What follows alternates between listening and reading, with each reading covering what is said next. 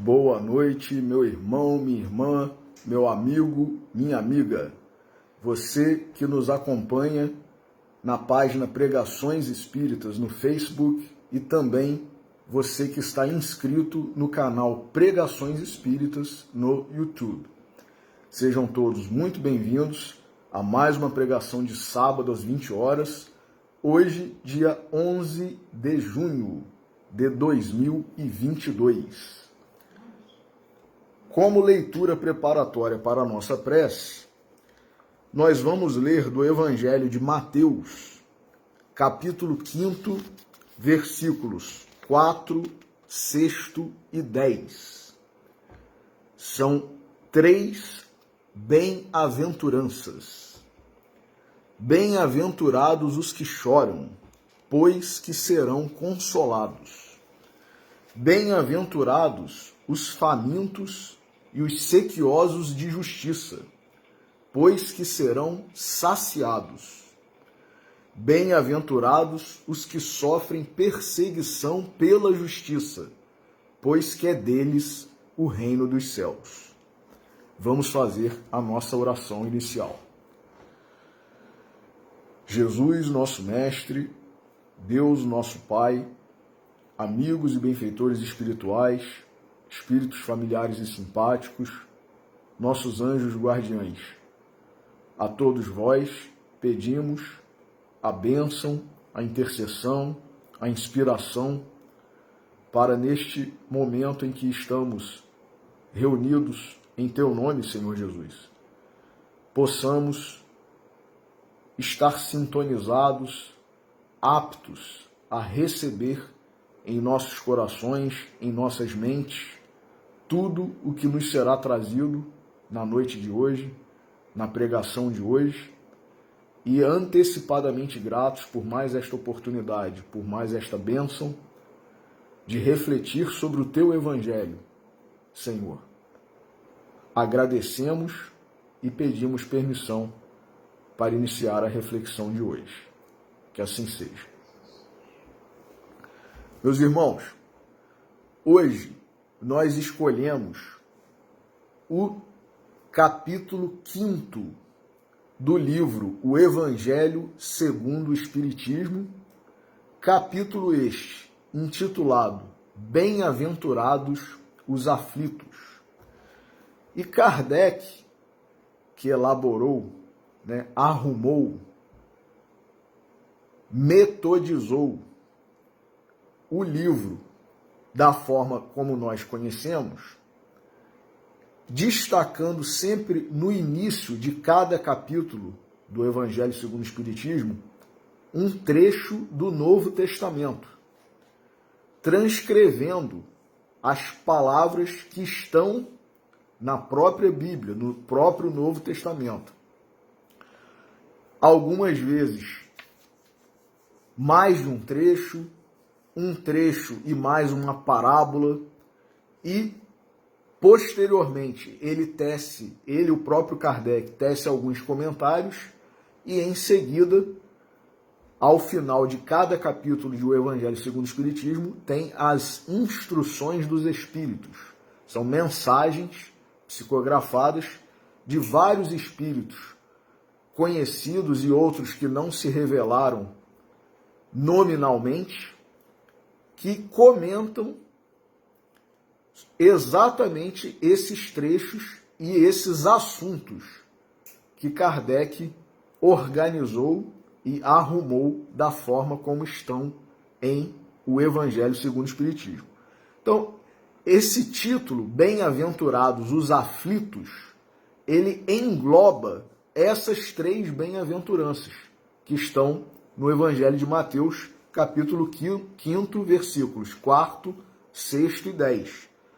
Porque tanto os que choram, quanto os que sofrem perseguição pela justiça, quanto os que são famintos e sequiosos de justiça, somos nós, de uma forma geral. Nós, espíritos habitantes de um mundo de provas e expiações.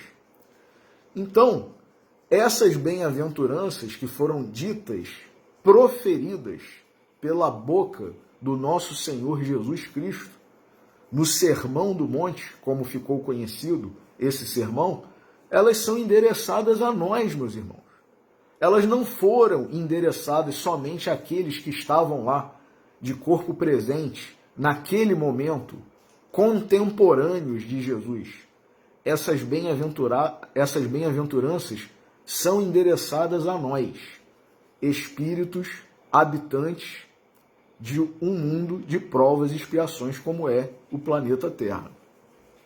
Neste momento em que ainda estamos, né? Embora estejamos, já sabemos, em um momento de transição, mas ainda não passamos para o outro nível planetário, o outro nível na escala de progressão dos mundos, que é mundo de regeneração. Ainda estamos como mundo de provas e expiações.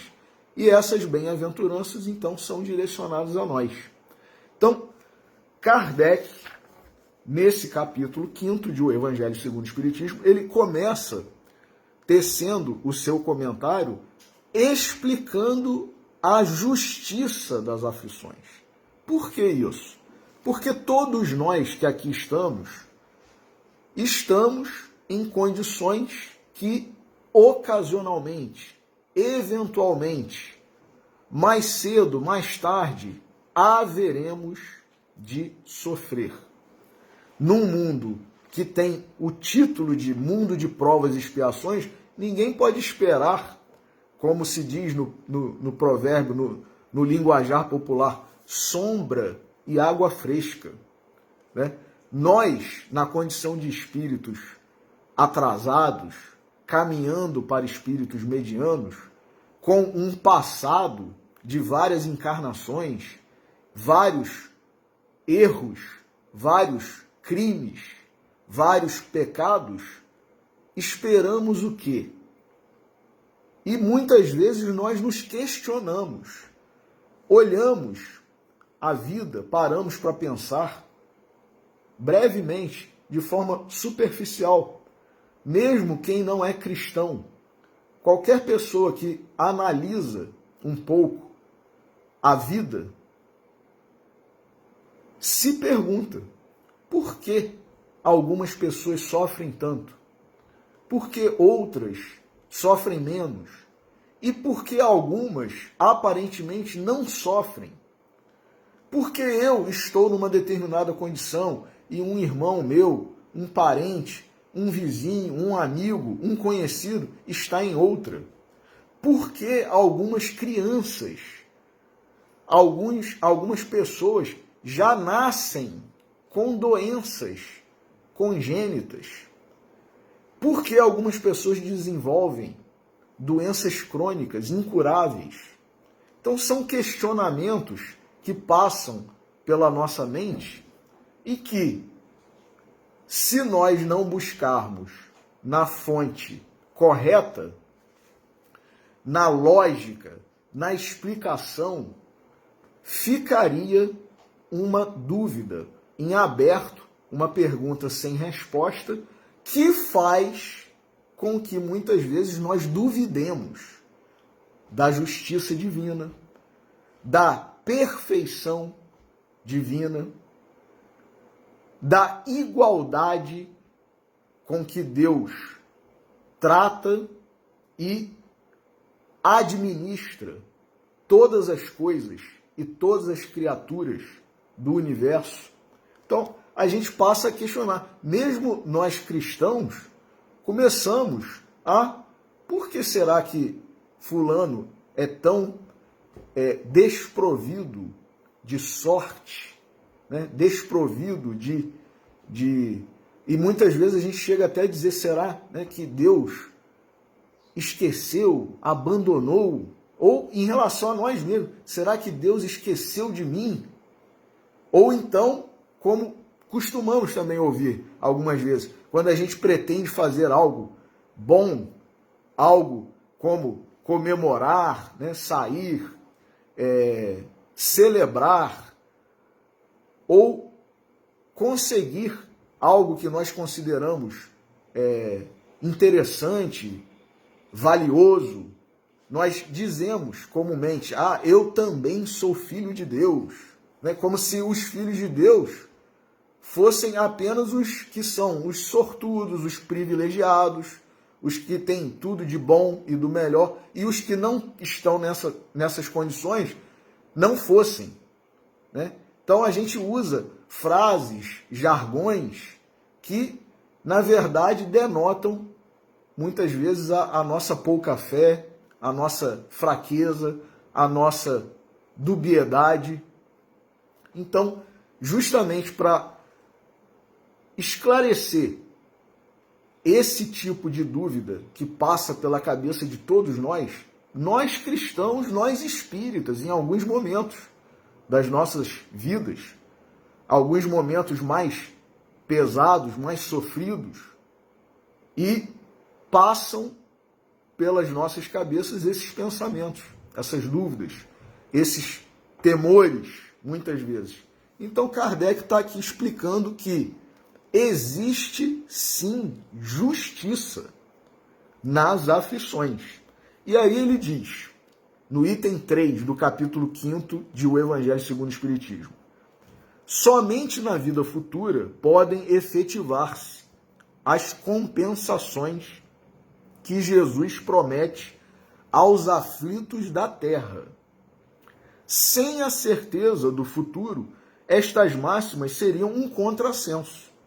Mais ainda, seriam um engodo, ou seja, uma enganação. Meus irmãos, Jesus sendo representante de Deus para nós, o modelo e guia mais perfeito, o nosso mestre, o nosso Salvador, o nosso pastor, falaria algo que seria uma enganação, um engodo, ou, em outras palavras, uma mentira? Para nós, é inconcebível isso. Jesus não falou, não fala e nem nunca falará uma mentira, uma enganação, um engodo, uma falsa promessa. Costumo dizer, Jesus não foi, não é e nem nunca será um político, como nós conhecemos muitos, né, que falam, prometem, na campanha é tudo maravilhoso, depois de eleitos, né, o projeto de governo ou as promessas que foram feitas ficam apenas na memória de alguns, porque na prática não acontece nada do que foi prometido, né, ou do que foi devidamente registrado como plano de governo. Jesus não se enquadra nesse tipo, né, de pessoa, de função, de condição.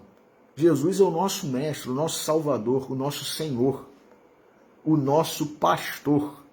Então ele não fala palavras vãs, mentiras, promessas enganosas. Então, bem-aventurados os aflitos, porque serão consolados. Bem-aventurados os que choram. Como que eu vou ser consolado? E, a começar, bem-aventurado significa feliz. É aquele que é ditoso, feliz, jubiloso. Como alguém que chora, que sofre, pode ser feliz? Já começa por aí, a aparente contradição. Então Kardec está explicando. Se a gente não pensar, não acreditar na vida futura, sem a certeza do futuro, estas máximas seriam um contrassenso, olha aí. Mais ainda, seria um engodo. Mesmo com essa certeza, mesmo com a certeza da vida futura, dificilmente se compreende a conveniência de sofrer para ser feliz. Palavras de Kardec. Dizem, para se ter maior mérito. Mas então pergunta-se, por que sofrem uns mais do que outros? Se é para ter mérito, não era para sofrer todo mundo igual? Todo mundo vai ter o mesmo mérito. Por que alguns sofrem mais, então? Por que nascem uns na miséria e outros na opulência? sem coisa alguma haverem feito que justifique essas posições. O bebezinho recém-nascido nasceu numa família de opulência, de grandes condições financeiras, e o outro nasceu lá na miséria total, totalmente desprovido de condições de financeiras, de higiene, de saúde, tudo. Como se explica isso? Por que uns nada conseguem, ao passo que a outros tudo parece sorrir?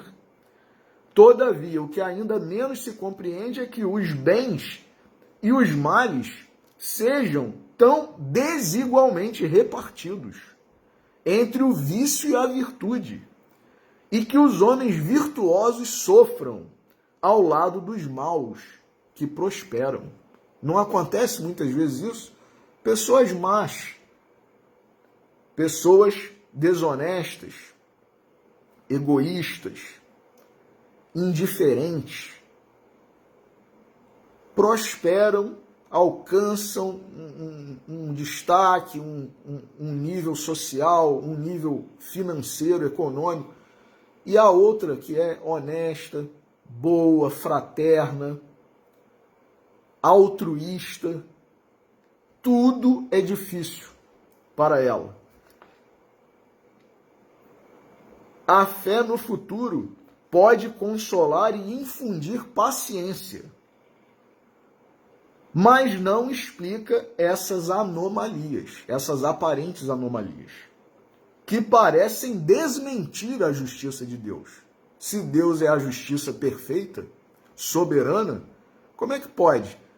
E aí a gente começa, inclusive, a chamar, né, a criar expressões como injustiças sociais. E será que isso, quer dizer, a gente está colocando as questões do mundo acima de Deus, acima da justiça, acima da perfeição, acima da sabedoria de Deus? Então, diz Kardec, a fé no futuro pode consolar e infundir paciência, mas não explica essas anomalias que parecem desmentir a justiça de Deus. Entretanto, desde que admita a existência de Deus, então se nós somos teístas, ninguém o pode conceber sem o infinito das perfeições. Então, como disse Sheila uma vez, aquela que nós conhecemos, aquele espírito que desencarnou durante a Segunda Guerra Mundial, né, alemã, e que trabalha até hoje, socorrendo todos nós nos nossos momentos de doença, patologia, e juntamente com o Dr. Bezerra de Menezes, já pôde se apresentar em reuniões mediúnicas de materialização, inclusive através do médium famoso e conhecido Peixotinho, promovendo curas e tudo o que a gente sabe que está relatado aí nos livros, né, que contam sobre essas reuniões, a mediunidade maravilhosa de Peixotinho e tudo mais. Então, se Deus, né, se nós acreditamos em Deus e Deus é a perfeição, a justiça, necessariamente tem todo o poder, toda a justiça, toda a bondade, sem o que não seria Deus. Então, tudo que nos acontece, voltando a Sheila, né, como disse numa mensagem, está tudo certo. Está tudo certo, não tem nada errado acontecendo com a gente. As coisas que acontecem durante a nossa vida, está tudo certo. Então, é isso que Kardec está dizendo aqui.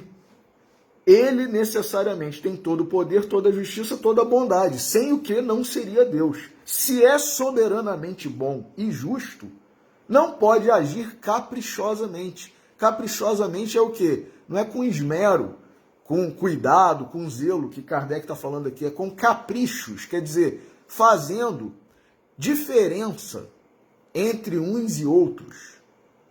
É nesse sentido que Kardec está utilizando a expressão caprichosamente, né? Não pode agir caprichosamente. Deus trata a todos com igualdade. Nem caprichosamente, nem com parcialidade. Então, Deus é o juiz soberano e imparcial, de verdade. Logo, diz Kardec, as vicissitudes da vida derivam de uma causa. E pois que Deus é justo, justa há de ser essa causa. Isso o de que cada um deve bem compenetrar. Então a gente tem que entender, aceitar que se existe uma causa para nós estarmos passando pelo que estamos passando, essa causa é justa, porque Deus não é injusto. E sendo justa, é aqui pela qual nós devemos passar. Então, por meio dos ensinos de Jesus, Deus pôs os homens na direção dessa causa. Jesus já havia falado, meus irmãos. O problema é que a gente ouve, lê e não entende. Jesus falou, a cada um será dado segundo as suas obras. Mas a gente fica, né, divagando, achando que isso é para depois. Mas e o que nós já fizemos? Então, nós já veremos o item seguinte que Kardec continua explicando para nós podermos compreender. Então, diz ele, por meio dos ensinos de Jesus, Deus pôs os homens na direção dessa causa. E hoje, julgando-os suficientemente maduros para compreendê-la, embora muitos de nós ainda não compreendamos, lhes revela completamente a aludida causa, por meio do Espiritismo, isto é, pela palavra dos Espíritos. Item seguinte, causas atuais das aflições. Então agora Kardec vai começar a explicar que causas são essas. E aí ele começa dizendo, de duas espécies são as vicissitudes da vida, ou se preferirem, promanam de duas fontes bem diferentes, que importa distinguir. Umas têm sua causa na vida presente, outras fora desta vida. E aí a gente começa a se perguntar, mas se não está na vida presente, né, a concepção que muitos de nós temos, né, a partir do momento que a pessoa nasce, né, sai do ventre de sua mãe, vem à luz, então começa a jornada de cada um de nós. Então, se o bebezinho acabou de nascer e já nasceu com uma doença congênita, o que explica? Porque ele não fez nada nessa vida. Né? Se ele nasceu numa situação de penúria, de miséria, e o outro, ao lado dele, na mesma maternidade às vezes, nasce de uma mãe rica, né?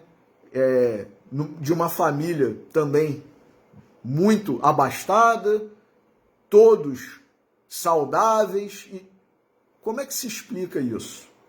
Então, Kardec fala algumas causas dos sofrimentos pelos quais nós passamos, das vicissitudes, estão nessa vida, nessa encarnação. E outras estão fora. Mas aí, fora significa o quê?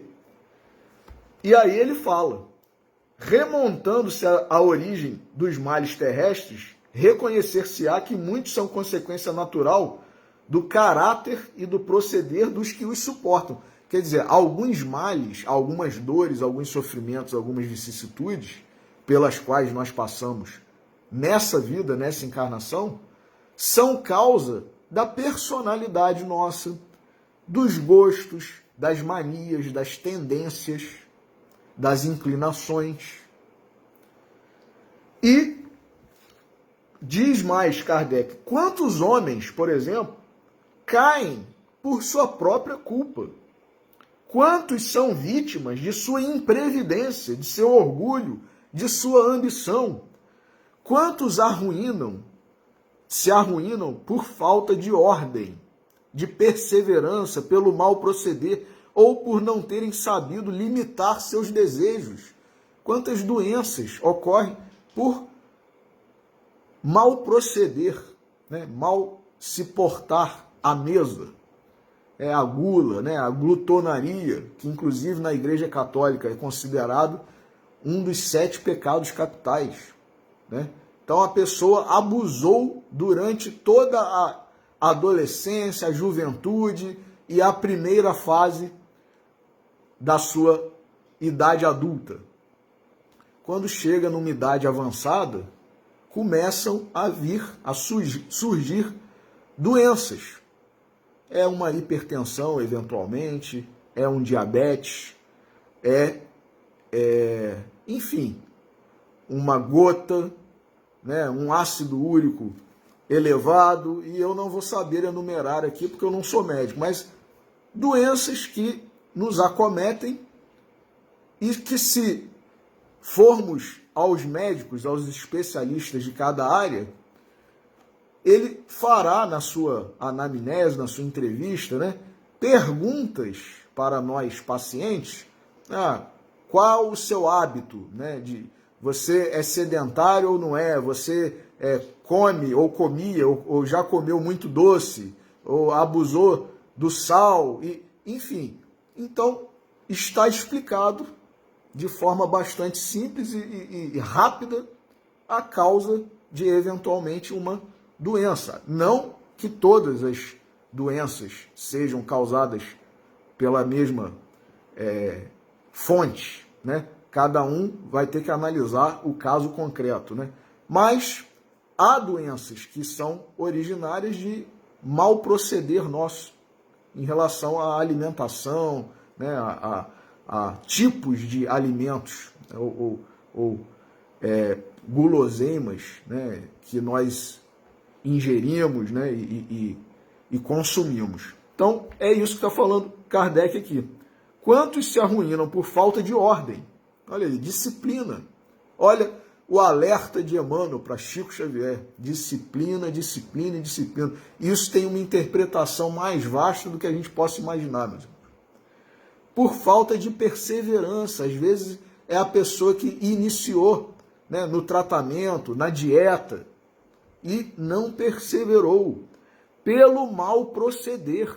Tudo isso é Kardec falando. Ou por não terem sabido limitar seus desejos. Né?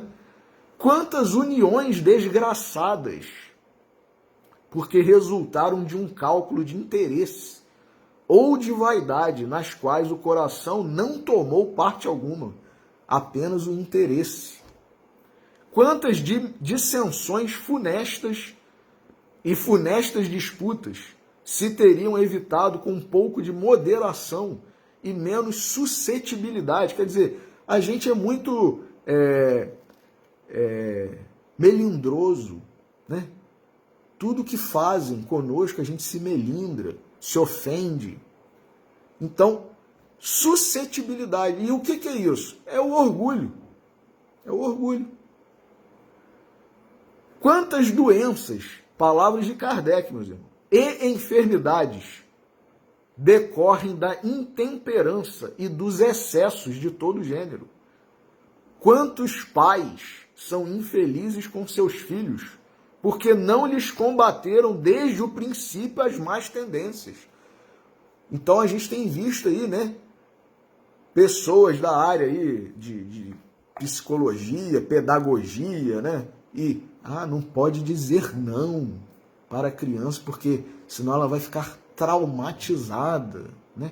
Não pode dizer não, e aí você está criando um verdadeiro monstrinho, né? Um verdadeiro sociopata.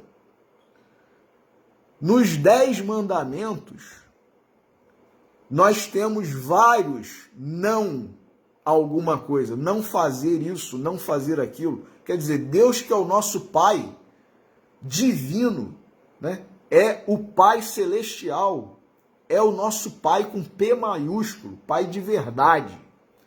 Ele fala não para nós outros. Por que o nosso pai, a nossa mãe, terrenos, que tem a missão de colaborar para nós espíritos que somos filhos deles, crescermos, evoluirmos, melhorarmos, não poderão dizer não. Então, a gente prefere a psicologia do mundo ou a psicologia de Deus? A pedagogia do mundo ou a pedagogia de Deus? Então, não pode falar não. Não pode falar não o quê? Pode e deve. Então, o pai e a mãe, eu já lembrei isso em outra oportunidade, está no Livro dos Espíritos. O pai e a mãe que não cumprem com a sua missão de pais, de responsáveis, eles chegam ao plano espiritual, perguntou Allan Kardec, como chegam os pais que falharam nas suas missões de pais no plano espiritual, após a desencarnação? Os espíritos superiores responderam, chegam como culpados. Então, eu prefiro seguir a pedagogia, a psicologia, a metodologia divina, e não a metodologia aí do mundo, a psicologia do mundo, a pedagogia do mundo, que muitas vezes uma hora fala uma coisa e daqui a pouco fala outra, Deus não, Deus, os mandamentos são os mesmos, sempre, e sempre serão, meus irmãos. Então a gente tem que ter discernimento para atentar. Jesus falou isso, ter olhos de ver, ouvidos de ouvir. Então a gente tem que prestar atenção. Emmanuel, numa daquelas mensagens que estão nos livros Caminho, Verdade e Vida, Vinha de Luz, Fonte Viva e Pão Nosso, tem uma mensagem dele que ele fala assim, o título é A quem obedeces? A quem obedece? A gente está obedecendo a quem? Aos pedagogos, aos psicólogos do mundo? Ou ao principal mestre, ao principal pedagogo, ao principal psicólogo que nós temos? Então nós temos que refletir sobre isso. E aí Kardec fala ainda aqui, a quem então há de o homem responsabilizar por todas essas aflições? Quem? Quem que é o culpado pelo que nós passamos? É fulano, é Beltrano, é a sociedade? E ele diz aqui, senão a si mesmo. A quem então há de o homem responsabilizar por todas essas aflições, senão a si mesmo? O homem, pois, em grande número de casos, é o causador de seus próprios infortúnios. Mas, diz Kardec, em vez de reconhecê-lo, acha mais simples, menos humilhante para a sua vaidade, acusar a sorte, a providência, a má fortuna, a má estrela, ao passo que a má estrela, diz Kardec, é apenas a sua incúria. Quer dizer, não tem nada que, fulano é uma vítima da sociedade, fulano não tem nada, somos vítimas de nós mesmos. O que eu passo, quem causou? Eu. E ninguém, nem entes personalizados e nem entes despersonalizados. Porque muitas vezes a sociedade parece uma senhora má, cruel. A sociedade. O que a sociedade não fez com fulano, com Beltrano, com... Não é a sociedade, não, sou eu mesmo. Então a gente até personaliza uma instituição, uma expressão despersonalizada para atribuir a essa instituição, a essa entidade, a essa responsabilidades, culpas que são nossas. Então, diz Kardec, isso é fruto da nossa vaidade, do nosso orgulho, da nossa incúria. Os males dessa natureza fornecem indubitavelmente um notável contingente ao cômputo das vicissitudes da vida. O homem as evitará quando trabalhar por se melhorar moralmente. Olha aí, a gente quer sofrer? Não, ninguém quer sofrer. Embora muitos de nós espíritas sejamos conhecidos como masoquistas, né? Muitos de nós. E fulano é espírita, então já sei que ele gosta de sofrer, né? Porque essas explicações, muitas vezes, parecem que significam que quem sofre e é espírita, então gosta. Olha lá, ele tem explicação para tudo. Pode estar passando o pior momento da vida, a pior doença, a pior fase, e ele está, que é a função mesmo dessa explicação. O objetivo dessas explicações todas é fazer com que nós nos resignemos, que é inclusive o outro item aqui, né, desse capítulo, né? Motivos de resignação, item 12 do capítulo 5º. Então, o homem evitará todas essas dores, todos esses sofrimentos, a partir do momento que se melhorar moralmente, tanto quanto intelectualmente. Então, quem gosta de sofrer aí? Basta continuar do jeito que está. Quem não gosta, esforce-se por melhorar, por se adiantar moralmente, por corrigir as más tendências, que nós sabemos muito bem quais são, cada um de nós sabe, né? Então, Kardec está exatamente a nos exortar que, se quisermos sofrer menos, devemos nos transformar moralmente, como disse o Espírito de Verdade. Transformar moralmente. Esse é o verdadeiro espírita, né? Reconhece o verdadeiro espírito pela sua transformação moral e pelos esforços que faz para domar suas más tendências, suas más inclinações. E ainda fala mais, a lei humana atinge certas faltas. A lei humana. E as pune. Pode, então, o condenado reconhecer que sofre a consequência do que fez. O criminoso que é punido, que é apenado com uma pena, ele sabe que ele está sofrendo a consequência do crime que ele cometeu. Então, Kardec está fazendo uma comparação, uma metáfora, né? O criminoso, né, na lei humana, pode, então, o condenado reconhecer que sofre a consequência do que fez. Mas a lei não atinge, nem pode atingir todas as faltas. Incide especialmente sobre as que trazem prejuízo à sociedade e não sobre as que prejudicam somente os que a cometem. Então, na lei humana, se eu cometo algo, né, se eu pratico um ato que só prejudica a mim mesmo e a mais ninguém, absolutamente ninguém, em tese e na maioria dos países não há punição. Daí porque até em relação à tentativa de suicídio, né, uma vez que o sujeito, o homem, a mulher que tenta suicidar-se não logra êxito, ele não é apenado, porque ele, entende-se, já sofreu demais, né? E somente, em tese, a ele, a repercussão desse ato que não foi exitoso tem reflexos, né?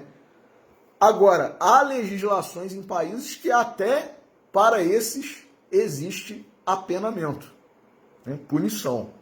Mas, em geral, não. Então, Kardec está dizendo aqui, se as faltas, os crimes,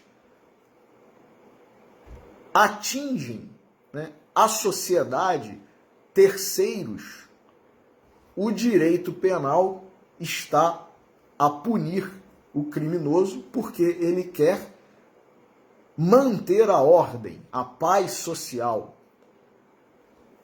E aí, ele diz aqui, Kardec, Deus, porém, quer que todas as suas criaturas progridam e, portanto, não deixe impune qualquer desvio do caminho reto. Então, mesmo que a gente faça algo que não seja nem crime na legislação humana, mas que é um desvio da lei de Deus, e que, mesmo não prejudicando ninguém, prejudique somente a nós mesmos, nós seremos, né, punidos, entre aspas, né? Nós teremos a consequência, a corrigenda desse ato? Sim, porque Deus quer que todas as suas criaturas progridam e, portanto, não deixe impune qualquer desvio do caminho reto. Não há falta alguma, diz Allan Kardec, por mais leve que seja, nenhuma infração da sua lei que não acarrete forçosas e inevitáveis consequências, mais ou menos deploráveis. Daí se segue que, nas pequenas coisas como nas grandes, o homem é sempre punido por aquilo em que pecou. Os sofrimentos que decorrem do pecado são-lhe uma advertência de que procedeu mal, como na legislação humana. O criminoso que tem seus direitos limitados, cerceados, tolhidos, ou a sua liberdade, por que ele está passando por esse cerceamento, né? Por que ele está passando por essa limitação? Porque ele cometeu um crime, uma infração. Então, os sofrimentos que decorrem do pecado são-lhe uma advertência de que procedeu mal, na lei de Deus também. Dão-lhe experiência, fazem-lhe sentir a diferença existente entre o bem e o mal. O sujeito que é correto, que anda bem a sua vida toda, né, e não faz nada considerado crime, ilícito, ou ainda na acepção espiritual, não se desvia do caminho reto, né, do caminho traçado e trazido a nós por Jesus, sendo Ele mesmo o caminho, a verdade e a vida, e que ninguém, nenhum de nós vai ao Pai, senão por Ele. Se nós não nos desviarmos desse caminho, se nós não proceder como seres humanos encarnados, dentro do que a lei estabelece, nós teremos alguma importunação, algum apenamento, alguma limitação nos nossos direitos, na nossa liberdade de ir e vir? Não. É isso que Kardec está falando aqui. Fazem-lhe sentir a diferença existente entre o bem e o mal, e a necessidade de se melhorar para de futuro evitar o que lhe originou uma fonte de amarguras. Fiquei preso, tive limitações nos meus direitos, né? Não podia sair à noite mais, não podia viajar, né? Tinha que me apresentar em juízo mensalmente, bimestralmente, trimestralmente. Por quê? Porque meu passaporte foi recolhido e tudo mais, né, que acontece. Por quê? Porque eu me comportei mal, eu pratiquei um crime, eu lesei uma, duas, três, saiba-se lá quantas pessoas. A consequência disso é esse mal que nos acontece. Então, sem o que motivo não haveria para que se emendasse. Se não acontecesse nada, nenhuma consequência, seja no âmbito humano, mundano, seja no âmbito espiritual, pode praticar o crime que quiser. Aí é barbárie, né? É selvageria. Então, o sujeito pratica crime, não acontece nada. Não acontece nada. O que acontece, então, na verdade?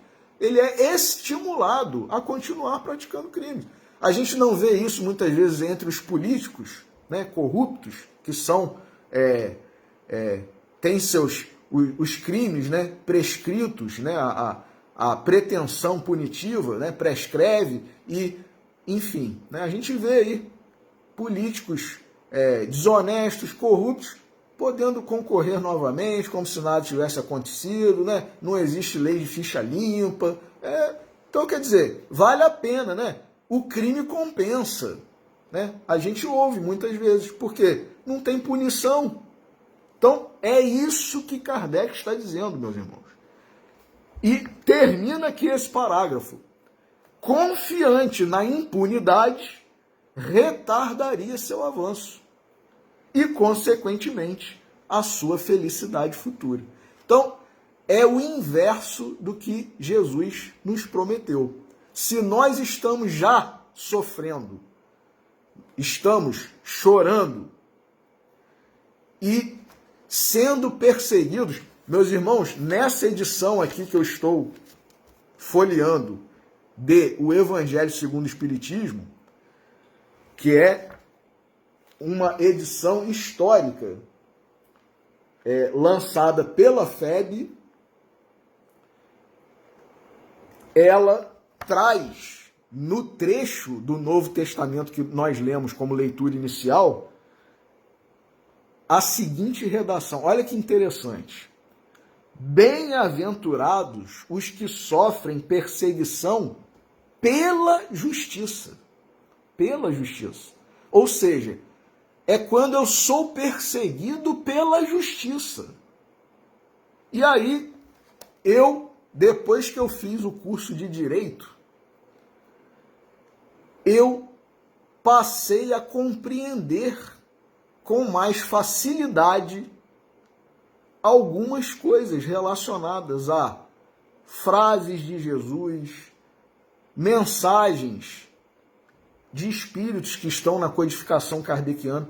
O direito me ajudou muito a entender algumas coisas. Então, por exemplo, não sou eu que estou dando uma interpretação, está aqui. Bem-aventurados os que sofrem perseguição pela justiça.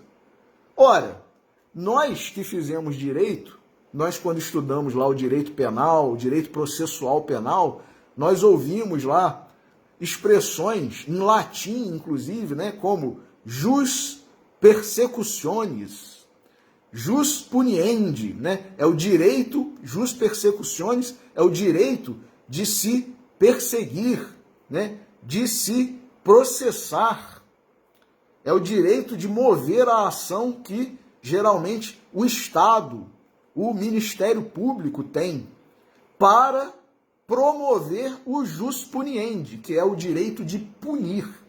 Então, o jus persecutionis, esse direito de perseguir, é exatamente o que Jesus nos disse. Bem-aventurados os que sofrem perseguição pela justiça. Porque qual que é a finalidade do jus persecutionis? É concretizar o jus puniendi. E o que é o jus puniendi? É a pena. É a consequência para o crime. Na medida em que nós, espíritos, estamos sendo perseguidos pela justiça, estamos sendo apenados, recebendo uma pena e cumprindo essa pena, graças a Deus, porque nós estamos cumprindo a nossa pena. Nós, criminosos, estamos cumprindo a nossa pena. E qual não é o criminoso que conta dia a dia quantos faltam para ele voltar à liberdade? Então, é a nossa realidade, meus irmãos. Então, o direito, ele me ajudou e tem me ajudado muito a entender algumas coisas no âmbito espiritual. Então, bem-aventurados os que sofrem perseguição pela justiça. Por quê? Porque a perseguição acarretará o apenamento, a aplicação da pena, e, uma vez cumprindo a pena, nós estaremos quites, estaremos livres novamente. Então, olha aí, olha que maravilha. Na medida em que nós somos criminosos espirituais, criminosos de um passado de pecados, né, de sabe-se lá o que nós já fizemos, nós estamos pagando. Então, olha aí, bem-aventurados, felizes, os que estão cumprindo as suas penas. Maravilha, meus irmãos. Então, essa é a justiça das aflições, são as causas atuais e as causas anteriores, porque vem de outras encarnações, de outras vidas. O esquecimento do passado, que, segundo Kardec, se não acontecesse, ocasionaria outros erros, porque nós saberíamos o que fizemos, o que as pessoas nos fizeram. Então Deus, na sua perfeição, na sua sabedoria, na sua justiça, proporciona, por misericórdia, o esquecimento do passado, para que nós estejamos envolvidos, relacionados de novo com os mesmos espíritos em relação aos quais nós erramos ou sofremos alguma coisa deles, e para que não criasse um suposto estado de eu sou seu credor, hein? Ó o que você fez contra mim na outra vida, hein? Ou, eu sou um devedor de fulano, porque eu sou um devedor do meu pai. Eu sou um devedor da minha mãe. Eu os matei na outra encarnação, né? Tirei-lhes a vida. Então, para que não acontecesse esse tipo de constrangimento, né? De culpa, de acharmos que estamos na condição de credores e que por isso podemos exigir e impor, né, certas condições, certas atitudes, para que não aconteça isso. Eu costumo dizer, o esquecimento do passado, meus irmãos, é como quando nós, alunos, fomos várias vezes fazer provas sem consulta. Se nós não esquecêssemos o passado, é como se nós estivéssemos fazendo prova com consulta. Só que a prova com consulta é muito mais difícil. Porque se a gente está acessando o livro ali, com a matéria, o professor não vai fazer aquela questão fácil. Ele vai fazer uma questão muito difícil. E aí, a gente às vezes, achando que com consulta é melhor do que sem, acaba caindo numa espécie de enrascada, né, de esparrela. Com consulta é muito melhor, é muito mais fácil. Que nada. Então, o esquecimento do passado é a prova da encarnação sem consulta. Sem consultar esse arquivo aí, né? Então, motivos de resignação, porque se a gente não se resignar, não tem nada de proveitoso naquele sofrimento, naquela vicissitude. Pelo contrário, a gente vai agravar a nossa situação, o nosso débito perante Deus. Tem um item aqui muito importante também sobre o suicídio e a loucura, e depois vem a parte de instruções dos espíritos, o bem e mal sofrer, que é maravilhosa essa mensagem, muito importante, e é de Lacordaire, né? O bem e o mal sofrer, a diferença de postura, de comportamento diante das dores, dos sofrimentos, das vicissitudes, e o que isso acarreta para o nosso futuro. Aí sim, né? Bem-aventurados os que sofrem, bem-aventurados os que choram. Mas aí Kardec explica, é simplesmente o sofrer? É simplesmente o estar passando por uma vicissitude, por uma dor, por uma penúria? Não, senão todo mundo que está na Terra sairia daqui são e salvo, o que não acontece, né? Então, o bem e o mal sofrer, né, é esse diferencial. Se eu sofro bem, resignado, humilde, eu chegarei do outro lado numa condição. Agora, se eu sofro mal, se eu murmuro, se eu blasfemo, ou se eu atribuo culpas, responsabilidades que são minhas aos outros, ou à própria divindade, como eu não chegarei, né, do outro lado. E aí, apenas para nós corroborarmos, né, reforçarmos tudo que nós falamos até aqui, no Livro dos Espíritos, existe a questão 132, por exemplo. Qual é o objetivo da encarnação dos espíritos? E os espíritos superiores respondem: Deus lhes impõe a encarnação com o fim de fazê-los chegar à perfeição. Para uns é expiação, expiação com X, ou seja, pagamento. Para outros, missão. Mas para alcançarem essa perfeição, têm que sofrer todas as vicissitudes da existência corporal. Nisso é que está a expiação. Visa ainda outro fim a encarnação, o de pôr o espírito em condições de suportar a parte que lhe toca na obra da criação. Meus irmãos, olha que maravilha! Deus nos proporciona participar da obra da criação. Basta que nós queiramos, que nós cumpramos com a nossa destinação, com as nossas missões.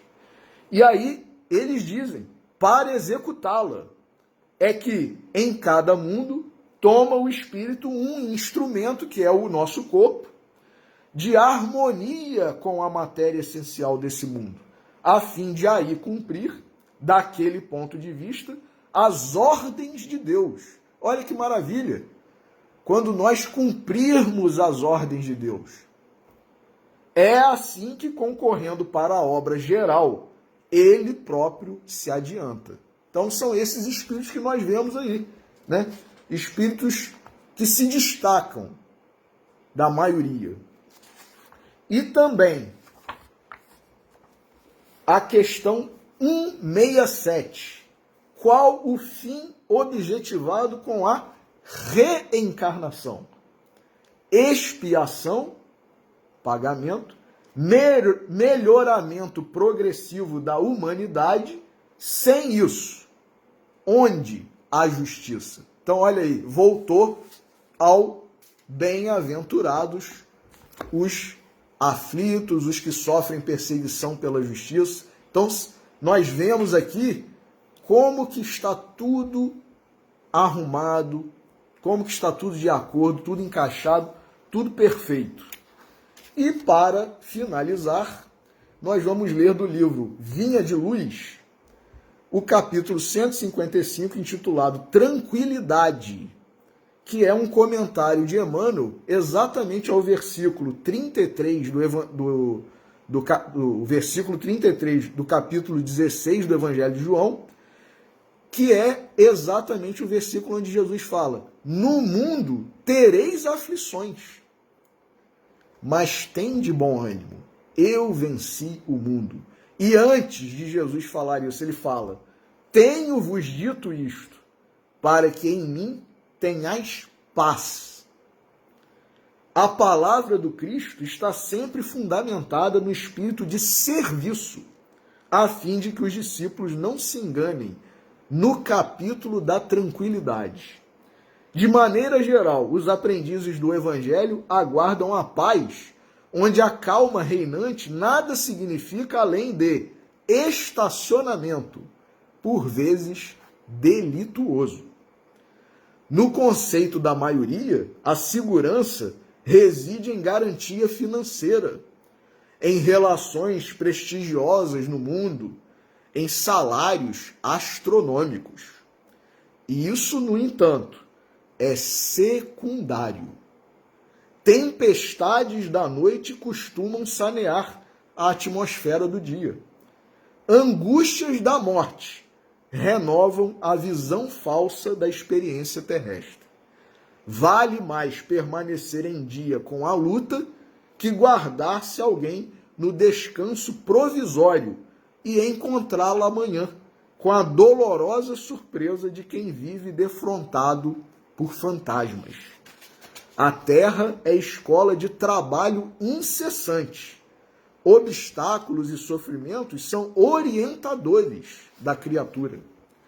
É indispensável, portanto, renovar-se a concepção da paz na mente do homem, para ajustá-lo à missão, olha aí, a missão que foi chamado a cumprir na obra divina. Olha a consonância aí com o que nós acabamos de ler do Livro dos Espíritos. É indispensável, portanto, renovar-se a concepção da paz na mente do homem, para ajustá-lo à missão que foi chamado a cumprir na obra divina, em favor de si mesmo. Conservar a paz em Cristo não é deter a paz do mundo, é encontrar o tesouro eterno de bênçãos nas obrigações de cada dia. Não é fugir ao serviço, é aceitá-lo. Onde, como e quando determine a vontade daquele que prossegue em ação redentora junto de nós em toda a terra, que é Jesus. Muitos homens costumam buscar a tranquilidade dos cadáveres, mas o discípulo fiel sabe que possui deveres a cumprir em todos os instantes da existência. Alcançando semelhante zona de compreensão, conhece o segredo da paz em Jesus, com o máximo de lutas na terra. Para ele, continuam batalhas, atritos, trabalho e testemunhos no planeta. Entretanto, nenhuma situação externa lhe modifica a serenidade interior, porque atingiu o luminoso caminho da tranquilidade fundamental, que é o título da mensagem. Né? Então, meus irmãos, tranquilidade. Que nós valorizemos, saibamos agradecer a Deus por sermos perseguidos pela justiça divina, por já estarmos cumprindo as nossas penas. Quem não gosta de saber que amanhã retornará ao convívio, será reintegrado à sociedade, recuperará a sua liberdade? É isso, meus irmãos, que nós estamos vivenciando. É isso que Deus está nos proporcionando. E ainda tem mais.